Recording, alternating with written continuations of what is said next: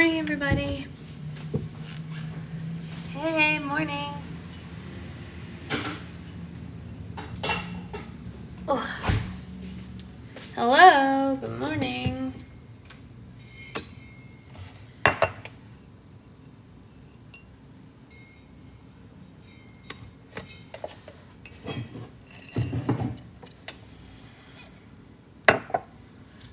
I think it's like 9:15 or 9:20. I don't know. I'm a little bit late. I know I'm late. I was up really late labeling slimes and stuff, so I know this is later than usual, but I was trying to get everything done for the restock. We're really close. I'm almost 100% done with everything for restock. I just have to label some of the minis. All of the big ones are labeled. So it's just the minis that have to be labeled now, which I think is good. That's a pretty good way to go into the day. Yeah.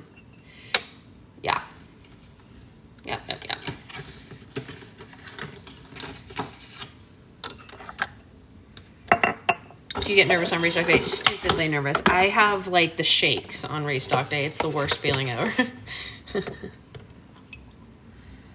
But yeah, I do. It's awful. Yeah. So excited. My list is already... Oh, yeah? Okay, wait. I have a funny question if everybody wants to play a little game while I'm making coffee. If everybody could only have one slime from the restock, which would it be? If you were only allowed to pick one slime. You're doing your Nespresso too? Yes. Which one are you having? I'm having Vita this morning. It's my new fave. Oh, you're in Scotland? Very cool. Yeah, Duo can count. Reptar cereal for Shelly. Christmas slice? Nice. Yeah. Strawberry Thin Glossy. You're making Bianco Doppio. I need a little more than that right now, but that's a fave of mine as well. Gasoline Big Surprise. Yeah. So just so everybody knows, the Gasoline Thick and Glossy is the old recipe, specifically because a lot of people asked to have something that was holdable, not meltable, and anybody could handle it, and that is what that one is. So it's not as stretchy out the gate. It's not like the Strawberry Thick and Glossy. It's very like firm, putty, like smush in your hand, whatever. That being said, if you want to turn it into the other one, I can tell you how. It's not hard to do, but I was trying to make different textures because there's already a Thick and Glossy in the restock of the new recipe, so I didn't want to make like too many samey things, you know what I mean? I do miss the OG tattooing sometimes. Yeah, that's what it is. It's the original tattooing texture. Exactly. Yeah. It's very firm, very putty-like. I don't like this game. I can't brain. Oh, no. Yes, you can. You have a wonderful brain. You have a beautiful brain. What are you talking about? I'll not hear it. I won't hear such slander against my Anya. Wait, do you mean I can turn my tattooing into the new texture? Yeah, probably. I mean, like, it won't be exact, but I can tell you how to get it stretchy like that. Yeah. So the menu you posted is all of them. Close. I forgot two things on the menu. So which is the cloud cream texture in the restock? The cloud cream texture in the restock is only slimes. It is dirty texts. Sorry. I hope my mom's not in here. It's not based on anything, if that helps.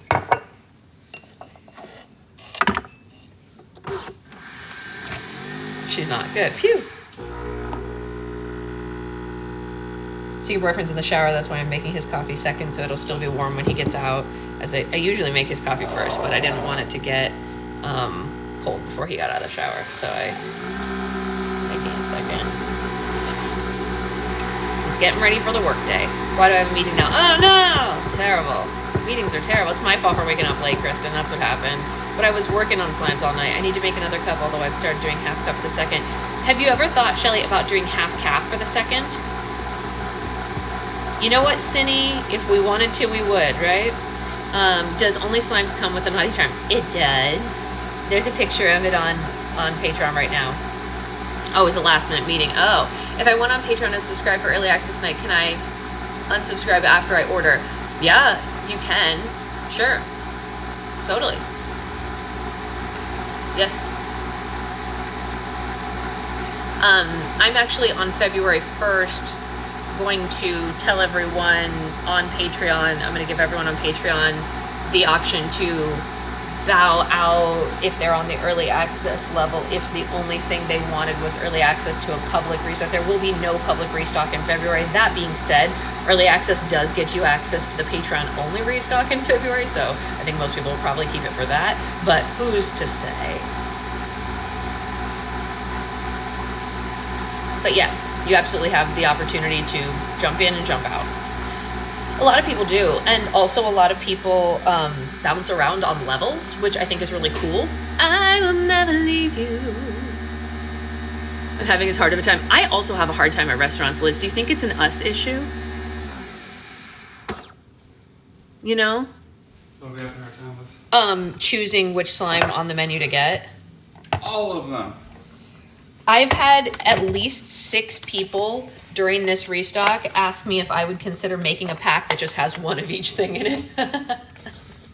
And I was like, nice. I don't even know how I would do that. It's so much slime. There's so many different slimes in this restock that if I did that, I don't know what kind of box I would put it in. Yeah, I would have to get, it would be bigger than Event though because it's bigger sizes. Do you need milk for I don't need that.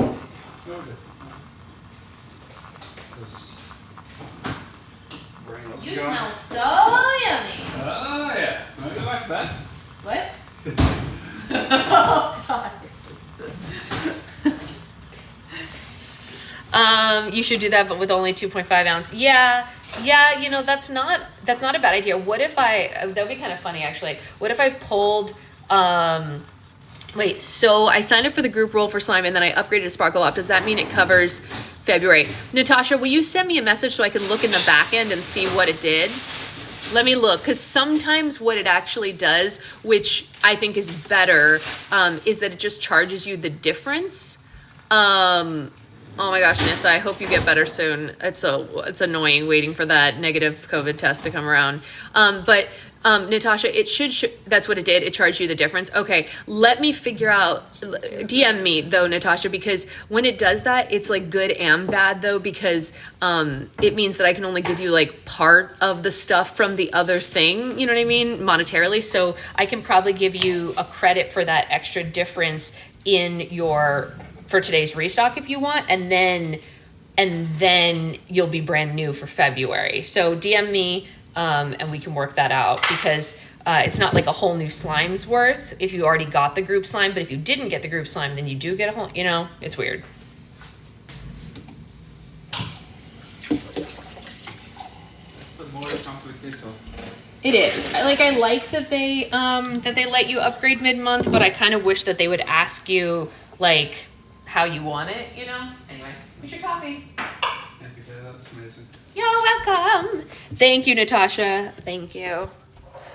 Just so everybody knows, if anyone is looking for emails or DMs from me, I am going to finish labeling everything first, and then I am going to go into email and DM land. So do not expect an email from me before noon.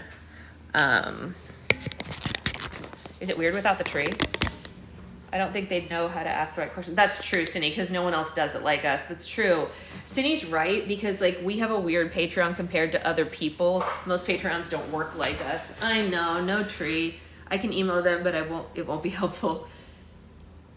Oh, Shira, can you text me? Because I want to talk to you right after this and I don't want to forget. Is it better to email or DM? Okay, so this is actually a great question. If you are asking something that is not Patreon related, let us have that in email for right now. I'm actually going to make a post about this on Patreon, but I'm hoping that everyone will use really specific subjects so that I can get through the things really easily. Like if you have an order issue, put order issue in the title. If you have whatever, just don't ever DM it on TikTok. Not only chances, I actually have TikTok DMs 100% closed because of all the spam you get on TikTok. So don't ever DM me on TikTok. I'll never even see it. I have them 100% turned off. So, Okay, I emailed you about it. Oh, yes. But Tiffany, isn't that a while? Didn't you say in that email that I have a little while? That's why I didn't open it completely yet, because I usually try to keep things unread until I have time to actually do them. So I'll be going through all the birthday emails right after the restock. Anybody who wants a birthday party set of slimes for their kids sometime in February, put February in the title of the email so that I look at it right away. But if it's not in February, I'll be dealing with it after I mail out all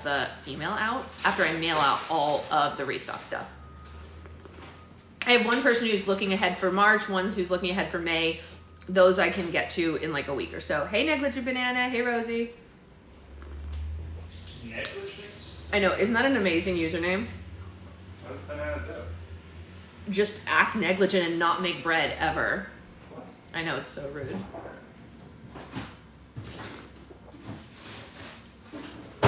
I can't email them to wait, what, Becca? I don't understand. Did I miss something? Brittany, I also don't know. I can't email the slime to you. Can I tell you, if I could email the slime to you guys, that would be so much better. Someday, we're gonna have like magic transporting abilities, and I'm gonna be able to be like, Becca, and the slime's just gonna like appear in her house. Do you think that's more likely, or No, I don't think it's 3D likely at all. printers that will just make things out of like any image like I this? mean, the 3D printer stuff that I've touched so far has been not great, but I guess they will improve. Yeah, eventually, right? So, for example, when I printed Sasha Slime.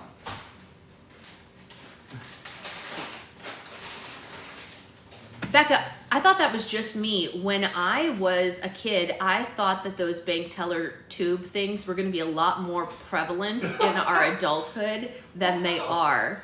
I really thought You that thought those... that we were going to live in like the Futurama future. I've never seen Futurama, but I did think that we were going to send mail that way, and it was just going to be connected by a tube, and you were just going to go floop.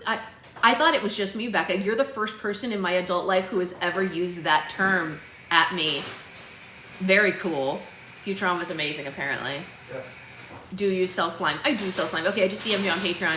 You don't sound crazy at all, Natasha. Don't even stress. I know how weird the like upgrade downgrade thing is in Patreon, so like don't even worry about it.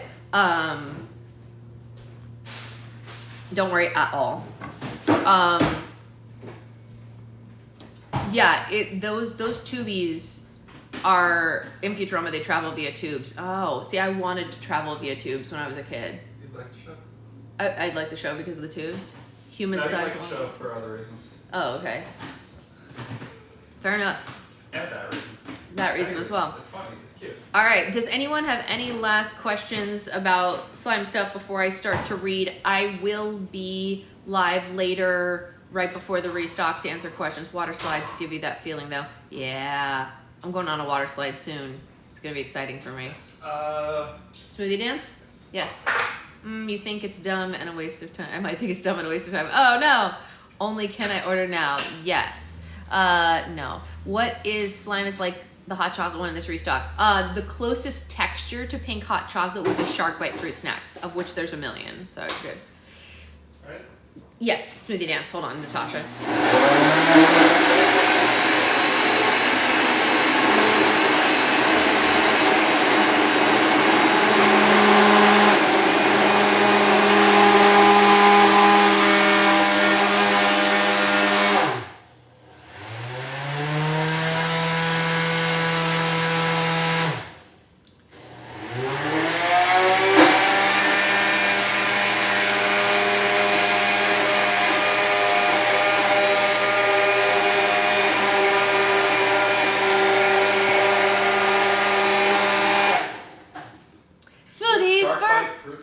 Yeah. Really? Yeah. Do you remember them? Yes. Didn't you want them all the time? Yeah, We never got to have them, but I really wanted them always.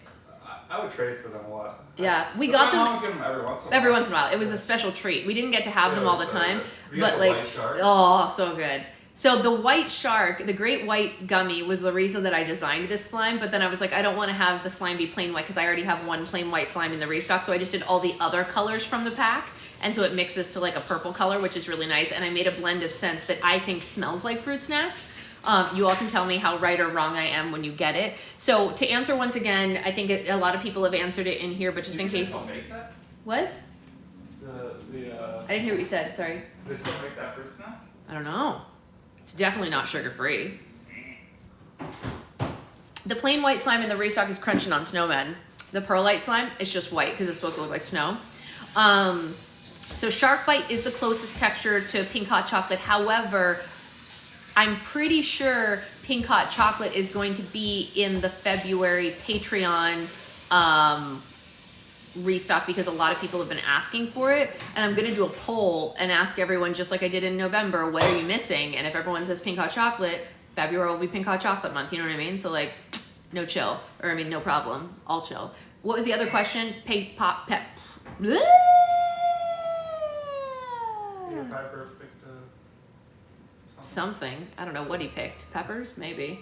Peter Piper picked a peck of pickled peppers. A peck of pickled peppers. Peter Piper picked. If Peter Piper picked a peck of pickled peppers, how many pickled peppers would Peter Piper pick? Okay, we're okay. We're okay. I can speak again. The password. There is a post already scheduled on Patreon for exactly 5 p.m. where, no problem, Fergie's mama, it's tonight for Patreon and tomorrow, the Shark Bites have been discontinued, Becca says.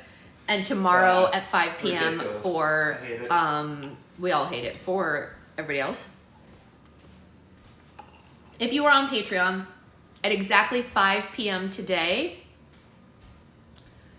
there will be a post that goes up that says, here's the link, here's the password, here's the link, here's the password to the 2 different pages for today. I wish we could still get those. Becca says they're claiming people lost interest, but I think that that is a lie from the pit of hell. Yeah, no, that's not true. Little kids. Cute straw, I swear you. Always. Thank you, Negligent Banana. This straw was a gift from Becca.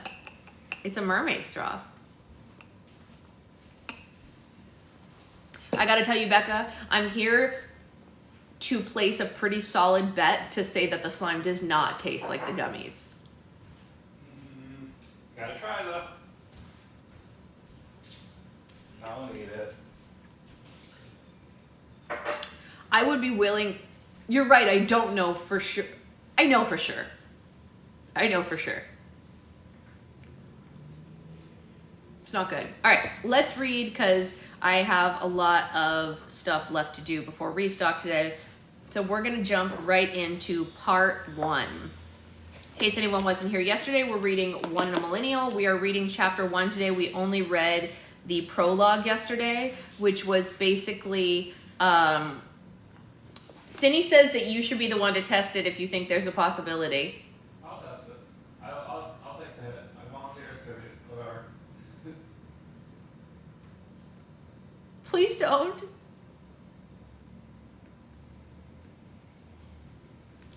So we're reading chapter 1 today.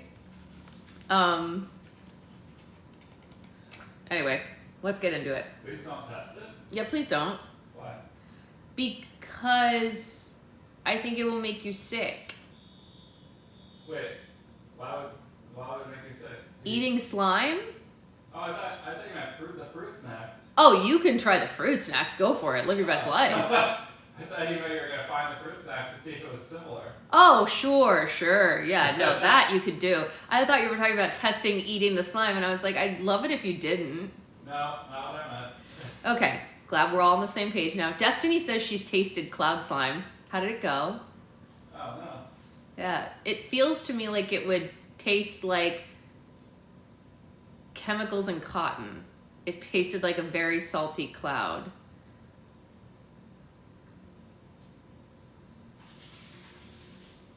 Salty? There's no salt in it.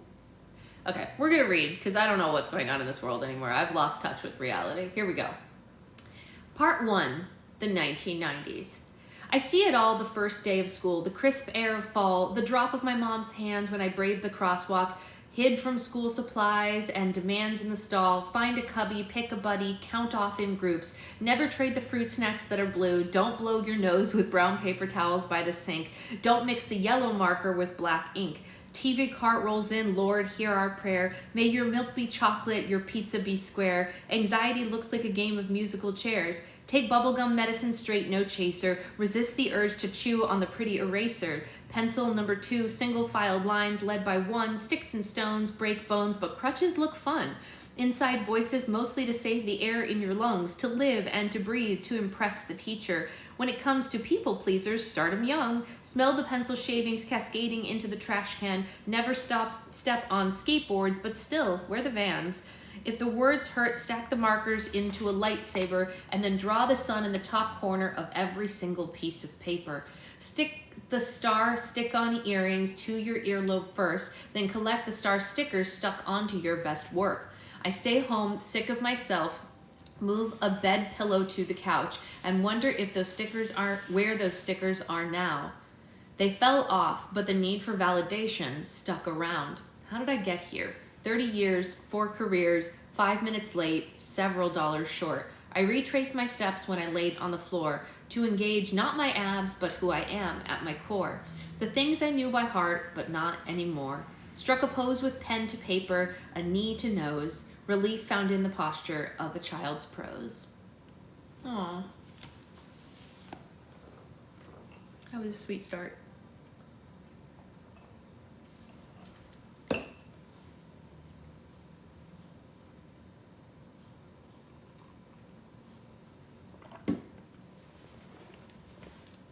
Limited to, but not to, just limited to.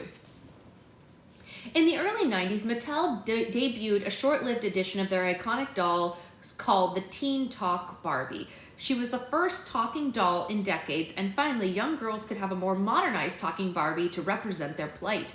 Each Teen Talk Barbie would say 4 randomly selected phrases from the 270 that were programmed upon pushing a button, and they included, "Will we ever have enough clothes? I love shopping. Do you have a crush on anyone? I love romantic music. Meet me at the mall. Let's plan our dream wedding. Want to have a pizza party? Wouldn't you love to be a lifeguard?" There were endless combinations of phrases for each doll, but those are a few of my favorites.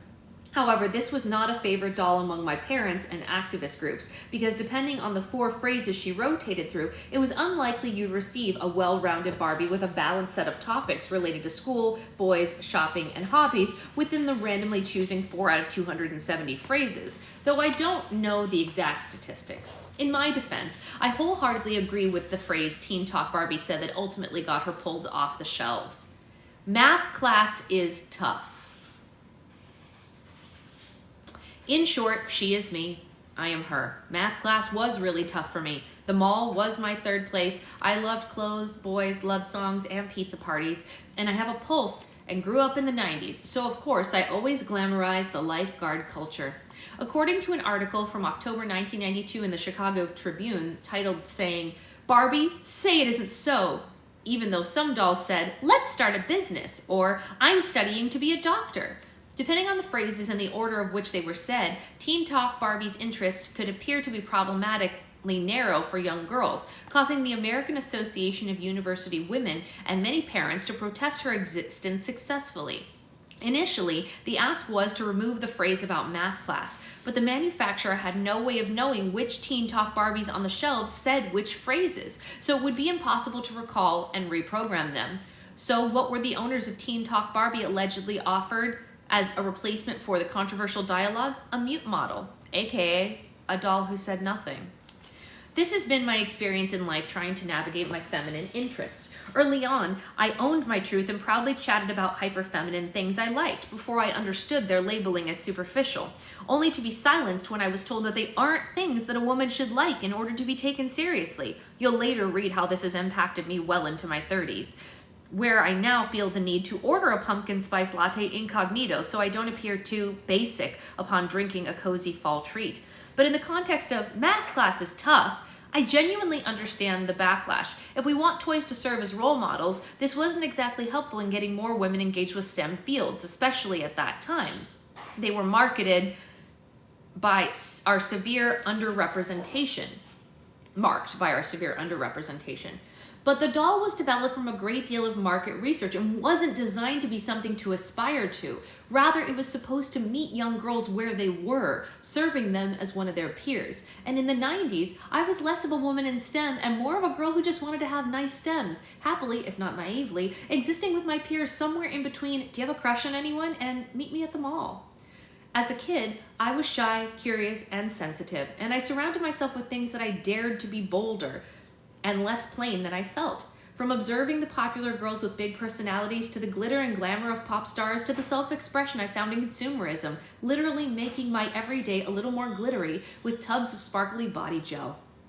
I started by studying my sister, Kelly. We were 4 years apart, and her world seemed much cooler than mine. From a young age, pop culture served as a unifier, bridging the age gap with our shared love of music, TV, and light crafting.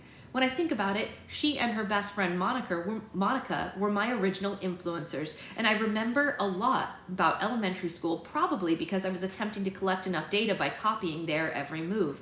I'd marvel at the craftsmanship of their oversized sweatshirts with ambiguously sourced iron-on decals outlined with puffy paint, studying the efforts to put into matching the design of a folded down turtleneck underneath a worn over stirrup legging sensibly anchored into a pair of Keds. Monica said that her dream car was a Mazda Miata, and for years I'd tell people that my dream car too was a Mazda Miata, never having seen one before. I could often be found sporting one of Kelly's Peace Frog t-shirts to school, so everyone knew that I was cultured in the mall kiosk sort of way. I was green with envy when she was old enough to hit up the piercing pagoda and have some 16-year-old, probably named Trevor, pierce her ears, leaving me in the dust to oversee our collection of clip-on and stick-on earrings. Our shared love of pop culture started to wear on me when we became fragmented by the entertainment that was considered age appropriate. But the perks of this age difference was the dream to sneak into her room and get to consume more mature content, stealing her Romeo plus Juliet soundtrack at every turn so I could giggle at the band name Butthole Surfers, or unknowingly curse the name of my beloved Uncle Joey via scream singing You Oughta Know, which I later found out to be rumored about Full House's Dave Coulier. Much to the discomfort of my ears, but the delight of my eyes, Kelly dabbled in floor-to-ceiling 90s door beads in high school, which turned my covert operation of breaking into her room into an obvious criminal cacophony. While door beads were a stunning interior accent for a teenager, which Limited 2 and Britney's Oops, I Did It Again cover dreams were made of, they were also profoundly impractical. They get caught in your hair, snag the fibers of your sweater, and make it incredibly difficult to carry things in and out of the room. On top of that, they were also incredibly loud, waking us all up in the middle of the night like an indoor plastic wind chime nobody asked for. When the noise was brought to her attention, instead of removing the door beads, she decided her best bet was to military-style crawl under them at night every single time she came and went from her room. To this day, I've never witnessed such a commitment to aesthetics as at the expense of practicality. That's really funny. That really sucks, Rosie. They shouldn't do that. That is really funny. Who had a bead curtain? I definitely had a bead curtain. That's why in Millennial Girl Memories 1.0 we had a bead curtain slime. I definitely had a bead curtain.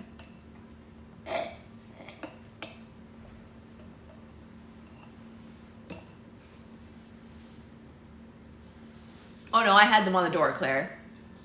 Yeah, I had the one from World Market, though. You had a bead curtain from your sister? Yep. My mom, dad, sister, brother, and my dog, Daisy Mae, and I lived in a suburb of Richmond, Virginia for most of my life.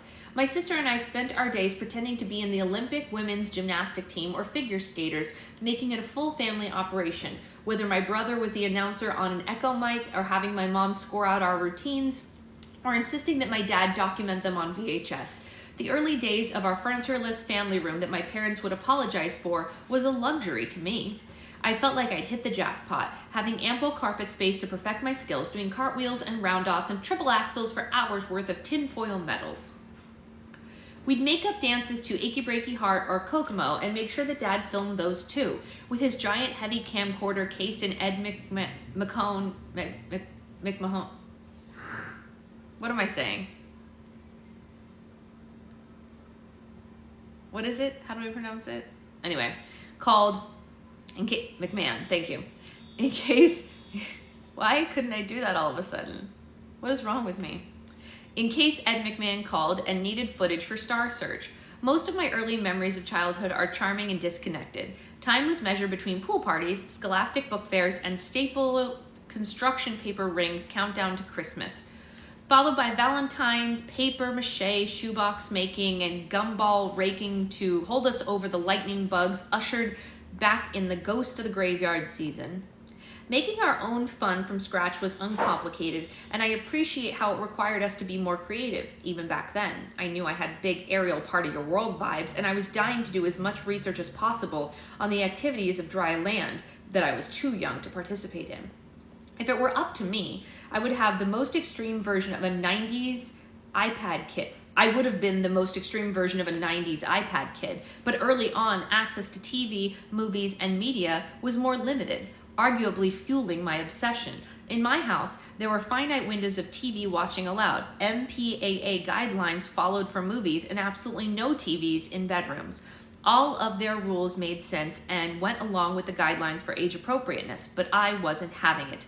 There were workarounds. For example, it was always a thrill to watch inappropriate programming at other people's houses, and I feel bad for saying this, but I honestly remember hesitating to return to a friend's place upon learning that they didn't have cable. As if those were irreconcilable differences. I would take them under my wing, making the rare recommendation to go to my house after school, knowing that we could at least soak in some of the blue rays for 30 minutes to an hour. I feel bad if I was judgmental about this because I didn't understand cable was cost prohibitive. However, I did understand what it was like to be pop culturally excluded, so I felt like it was my duty to introduce friends to new shows. After all, I couldn't be a snob about it. I felt like a woman of the people because I hadn't reached the zenith of what you could watch on Zenith, the subscription-based Disney Channel. Is that what it was called? Weird. At my house, the workaround was to strategically watch certain shows or channels when unsupervised or everyone was asleep, with your finger feverishly glued to the return or back button on the remote. In the event of a parent passing by, you could flip from MTV or VH1 to Nickelodeon quickly. But even then, my parents had some hot takes. Ren and Stimpy was too crass, but not Doug, noted. Roundhouse was too mature, but not all that. Got it. Like Lori Beth Dimberg in Vital Information, for me to understand these preferences. Because as badly as I wanted the scoop, there's nothing I ever wanted as badly as staying out of trouble. Is Zenith a TV brand? Maybe. I didn't know that. I loved all that, and I loved Lori Beth Dimberg. If it was named that, people had luxuries we never dreamed of. Yeah, I didn't know about that. I never heard of it. I know what Disney Channel was, but anyway. I'm sure they knew the whole time, but I convinced myself I was outsmarting them by pretending I was watching Get Smart on Nick at Night when I was visibly sweating after switching off Beavis and Butthead in the nick of time at night, but it felt like it was harmless. Little did my mom know that I was pretty in the loop with mature themes and teen at-risk behavior. I mean, I watched Fiona Apple's Criminal video. I'd seen some stuff. I know, right, Danny? It's serious. I literally, everything she's saying, except I did not do the switch back and forth on the channels thing because I really was watching Get Smart. Since my access to TV and movies was limited, the other ideal place for doing R&D about the teenage world was the mall. And like Teen Talk Barbie, it's where I felt like I belonged. I recall discovering my passion for the mall as a preteen at the magical place called Limited 2. One day, I was feeling particularly blue, and I walked past an item that read, "Do you like me? Check yes, no, or maybe." So my stomach dropped. I had recently tried to employ this method when I passed a note to my classmate Josh, asking him out, offering him these three options: yes, no, or maybe. Imagine my delight when he passed it back to me with the promising maybe, and I spent several days preparing for my yes with optimism only mitigated by the ever-present threat of jinxes. I was so excited about my first boyfriend. My thoughts were consumed with girlfriend cosplay as I tried to figure out if I'd be a DJ to his Steve or the Kelly to his Zach. But like Icarus flying too close to the one, I came crashing down when he had a friend tell me in the cafeteria that he wanted to change his answer to no. On the heels of this no, I found a sense of home at the mall, likely under a sign in Limited 2 that said something like, "It's a girl's world," floating above the racks of clothing, accessories, and sassy sayings inside the store. 10 out of 10, never sent a boy a yes, no, or maybe message because I was too shy and would never have considered doing that. There is no world where you could have paid me to do that. No. For me, girl power wasn't new. I was a Spice Girl after all. From my commitment to their branded Chupa Chups, did you guys have those, the little suckers that they made? Anyway, to begging my mom for platform shoes. My friend crew recently had to ditch our Spice Girls Halloween costumes because the boys in our school seemed to think that they weren't hip. So I assumed I dodged the shirts that read my favorite Spice name, Baby, to instead rifle through the graphic tees that said Angel Diva, or I didn't ask to be a princess, but if the crown fits, oh, I want that shirt. Do you think we could find it at a thrift store? That's great. I think we need that. I didn't ask to be a princess, but if the crown fits, yes, queen. Upon fact-checking my memories of Limited 2, I saw other tees from that era that read, I only shop on the days that end in Y. I wish. If there was a shop till you drop thought, if I was there to shop till I dropped the thought of Josh, a name that I thought was hot ever since I saw Clueless. Ah, okay. That's really funny, Shira. We should. I was hoping to buy a fuzzy pen like Cher's to circle tips from a magazine a friend shared on how to shave the fuzz off our legs. Thinking back to how I felt as a preteen in a suburban mall, it's a sensory experience. Where else are young people on leaf raking bud getting active? Wait, what? Where else are young people on leaf raking budget actively? Oh, a leaf raking budget. Okay. Where else are people on a leaf raking budget? It's got the words split up because it's 2 lines, so it looked really weird. Budget encouraged to take up space. I spent many days there with my girlfriends, subsisting on like existing but subpar, subsisting on Auntie Anne's pretzel samples, makeovers from buying one Clinique lip gloss, and gaming the free gift with purchase system like the Groupon queens we'd later become. I love the sights, the sounds, and the skylights paired with the mediocre indoor landscape that attempt to provide indoor-outdoor coastal feel in a landlocked state. Despite buying almost nothing, the mall still somehow provided everything. You could further your education at Walden Books, but spend most of your time browsing in the boy band calendar section. You could listen to the only demos of those boy bands at Sam Goody and pretend that you were in the One Sweet Day music video when you put on the giant headphones. True. You could exercise your musical talent further with rain sticks at Natural Wonders, but not before debating if you wanted to buy a single polished rock and place it in a velvet bag, an early sign that millennials would later resort to crystals for self-care. Harsh. I used to love the wholesome Beatrix Potter energy of Crabtree and Evelyn juxtaposed with the market research one could collect at Spencer Gifts in the keychain section to learn new curse words. I could then relax and rejuvenate from my guilt towards my expletive enhancement with a chair massage at Brookstone. Oh, God. That's terrible, Amanda. Ew. Yuck. If I had been loaded, I would have taken my talents to get a sharper image of myself at glamour shots, but my mom never seemed interested in sponsoring photos of me at age 10 with smoky eyes, sultry stares, and using a showgirl's boa.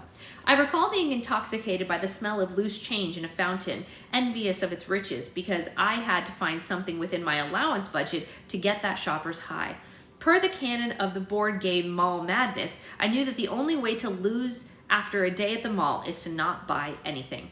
I found an alternate solution for my under-construction conspicuous consumption and would often take my talents to the barrels at Bath & Body Works, where they sold miniature hand sanitizers that I decided were the perfect timeless, affordable, and fragrant option under $5. At the time, Bath & Body Works had an indoor market feel with barrels of products leading the display, almost like Cracker Barrel, just without the rocking chairs and with a lot more teen theft. There were also stunning red gingham awnings that pulled me in like a moth to a flaming redhead because they reminded me of the elegance of Felicity Merriman's canopy bed. I think I speak on behalf of many American girls, and then there's one of those little dots there to let us know that there's going to be an aside for that later. When I say that as a kid, I assumed the ultimate status symbol of wealth was a canopy bed. True.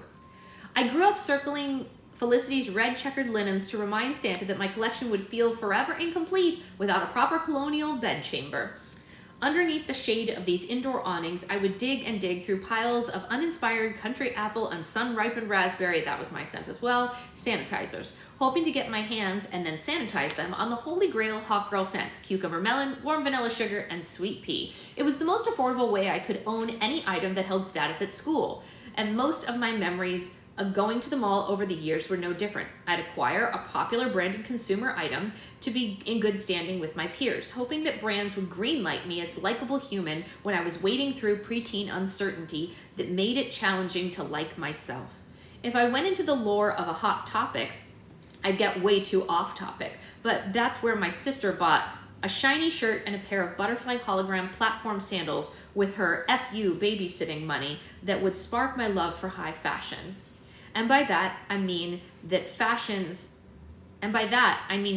that only look appealing when you're like high from spending too much time sniffing fierce cologne inside of Abercrombie. Admittedly, it was always exciting to get slightly asphyxiated by the cologne pumping out of Hollister or Abercrombie and Fitch. They were effectively the Subway sandwich shop of the Galleria that forced their fragrances subliminally influencing me to buy more paper-thin layers, or perhaps spend my entire allowance on age-inappropriate shirts that said Midnight Cowgirl. The hope was that an employee might notice you, because everyone knew that if you were hot, you got asked to work there. Later, I'd come to realize that I was likely too young for a part-time job in my peak mall rat days, and maybe that's why I was never asked. But if I'm being honest, it's also fair to say that pre-orthodontic work, my looks were better suited for wet seal stockroom. But I didn't care. This was the height of the 90s makeover-obsessed America. There was hope for everyone, and all the beautiful things and people at the mall made me dream of my potential. However, thinking about the mall serving as a linoleum castle of self-improvement through consumption is precisely why I can't quite figure out if I honor these memories or if I too was inappropriately programmed like Teen Talk Barbie. When I reflect on my immersion in the 90s mall culture, I feel confused. Perhaps the most accurate depiction of being in a girl's world at Limited 2 in my earliest mall days was me seeking a sense of empowerment through clothes or accessories or makeup to modify something about my image in the presence of male rejection. But can't a gal with a deflated ego window shop for an inflatable sofa, if only to be reminded that the person she loves will one day be seated next to her on an elegant love seat made of 100% plastic? On the one hand, it doesn't actually feel that deep. The store did feel like a girl's world, an aesthetic love bombing that made me feel like, despite my age and broken heart, I could take on the world too. But, on the other hand, through the lens of Teen Talk Barbie's assumed difficulties with math, these candy-coated memories look disproportionately bleak. In the context of preteen girls trying on in fitting rooms t-shirts that said, "I left my brain in my locker," the shoe fits. Why didn't they pull those shirts? Beyond that fuzzy pen, what Cher and I shared was that they wanted us to believe we were clueless. I think about the toys and games I loved to play with in my childhood, and while the gender-neutral or STEM-focused toys for girls were less common in the 90s, I still could have built stuff with Legos or bricks or Lego bricks or Lincoln Logs or played Risk with my brother if I wanted to, but I didn't. My parents tried introducing me to more intellectual and cultural pursuits, but I couldn't be bothered. Other than being a Francophile in terms of my interest in French manicures or magazines' how-tos about French kissing, I didn't have particularly cultured interests. I spent my days willingly and gleefully as the material girl next door, doing round robins of neighborhood friends' houses that had the good games. And for me, the more superficial, the better. I loved Pretty Pretty Princess, where you were taught success means just simply collecting more jewels than the rest of your friends. Well, it's not exactly virtuous. It's also not true. So I did learn something playing that game. I also love to dabble in fictitious credit card debt with the aforementioned game Mall Madness. The goal? To finish your shopping list. How to excel? Score a sale, of course. There were valuable lessons of savviness and task completion amidst the over-cost playing of consumerism. I guess the devil works hard, but capitalism works harder. But I didn't know better. Before we had Lady Gaga to make us feel comfortable in our skin for being born this way, we had Mall Madness ads on Nickelodeon telling young girls in the early 90s that we were born to shop, reinforcing what we already knew from the likes of Teen Talk Barbie and t-shirts that we only shop on days that end in Y. To be fair, the messaging was everywhere and I ate it up. With all these cultural touch points reinforcing how I'm a girl and I must love to shop, How would I not take it as some sort of calling? If I wasn't doing that, I was pretend calling teenage boys with the board game Dream Phone, whose name says it all. A dream of a game that came with a hot pink phone, where the entire objective was to call boys who provided minimal robotic-like responses to narrow down who had a crush on you. Again, it's not accurate for what it's like to date in the modern world. If I had to get through countless less than charming text responders of the word K before I found my prince who took the time to spell out the entire word okay, the least realistic thing about the game was that the boys I was interested would pick up my calls. So if anything, it was aspirational. Another game I spent a lot of time playing was Girl Talk, a game of truth or dare. It was a board game where you had to pick truth or dare, and if you didn't do an embarrassing dare or admit an equally humiliating truth in front of your friends, you got penalized. But not with something like arbitrarily losing points in a game, rather with the stimulation of, a girl assumed, worst nightmare, getting a zit. Each game came with a sheet of fake red zits, stickers, to serve as visible penalties to your beauty if you were uncooperative. The layers! I guess, long before Chicks Before Dicks entered my girl world lexicon, I learned to put the demands of chicks before zits by participating in a game of truth or dare that bordered on bullying in the name of peer pressure and a clear complexion. A common theme you'll hear throughout this book is how I often struggle with the dichotomy between celebrating the things I grew up with for what they were, while also criticizing the way they shaped my worldview. I know that in many ways my interests are a product of the boxes I was placed in, but while you're inside a box and don't know any better, it does look a lot like freedom. So I decorated the box the best I could and had a great time playing games of being at the mall, playing truth or dare, and talking about boys, zit stickers and all. Looking back at my girlhood, I'm both charmed by my earnest devotion to semi-sexist things and horrified that they represented a set of options that seemed so comprehensive of my worldview that I didn't even notice how narrow it was. But when I think about the ever-present misogyny trivializing women's interests, I also feel frustrated by the hypocrisy and want to defend all of this behavior vehemently.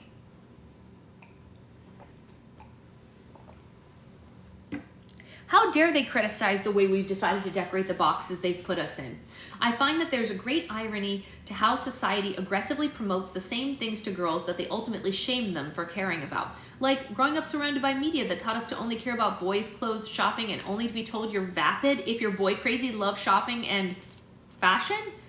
Shows like Baywatch were made to pander to straight males whose gaze is often centered in mass culture. So this trickled down to the girls like me developing a fascination with the glamour of lifeguard culture, which likely showed up in the focus groups that influenced Teen Talk Barbie. It's all interconnected. It bothers me to no end that the same world that programmed us to like these things also tells us that we shouldn't tell people that they're our interest if we want to be taken seriously. When it comes to women, it often feels like they'd prefer the mute model. I guess two things can be true. I found comfort in consumerism at Limited 2 on the heels of male rejection, and I look back on this fondly. I had a great time playing Mall Madness, Dream Phone, Girl Talk, etc., but I also am alarmed that my instincts were no more dimensional than that of a doll who was comparably programmed to vacillate between mentions of her crush and going shopping. Some days I want to rage against the way I was programmed. Some days I want to be allowed to just exist. Some days I'm not totally convinced that there's enough distance between my hyper-feminine nature and the way stereotypically feminine things nurtured me. Maybe they got it just right in the target audience, but then I become concerned about being brainwashed with some sort of Mars-Venus logic that tells us women's gender roles are a product of innate preferences and not oppression. Perhaps for me, it was a mixture of both, and I don't know how I feel about it. The older I get, I guess I'm still playing truth or dare in a sense. I'm trying to sit in my truth, but some days I dare to ask if that truth was ever mine to begin with. Like the Facebook relationship status millennials became known for in the aughts, or my second favorite Nancy Meyers film, it's safe to say it's complicated. It's also complicated that during my more poignant moments, I genuinely did not know how to land a plane without entering into a Carrie Bradshaw, I couldn't help but wonder, cadence. A symptom many of us must work through after spending formative years under Michael Patrick King's verbal reign. But we're talking about the millennial zeitgeist, so I'll channel my seventh favorite direct-to-VHS Mary-Kate and Ashley film and say, when in Rome. What I'm trying to say is I couldn't help but wonder All this time, was I empowered by the girls' world I found within the walls of Limited 2? Or did those walls uphold yet another ceiling for what they wanted us to believe we were limited to? Decades later, I guess I'm just now starting to put 2 and 2 together. What can I say? Math class is tough. Oof, okay. So the next thing is the pop-up biblio. We'll have to read that tomorrow because it's kind of long and I do have a lot to do before restock today. Very interesting. It's all very relatable, unfortunately. I don't know if that's good or bad. All right, I'm gonna go. Yeah, I forgot about some of it until now too. Like it's like awakening ideas. Wait, you have a busy day? What? Hey B, how are you? All right, I will see you all this afternoon. If anyone has any restock questions, please ask them on my recent video so that everyone can get the benefit of the answer. I will have more videos up today, and restock is tonight at 5 p.m. Pacific time for all Patreon people, and then goes public after that tomorrow. So that's the whole kit and caboodle, and I will see you all later. Goodbye.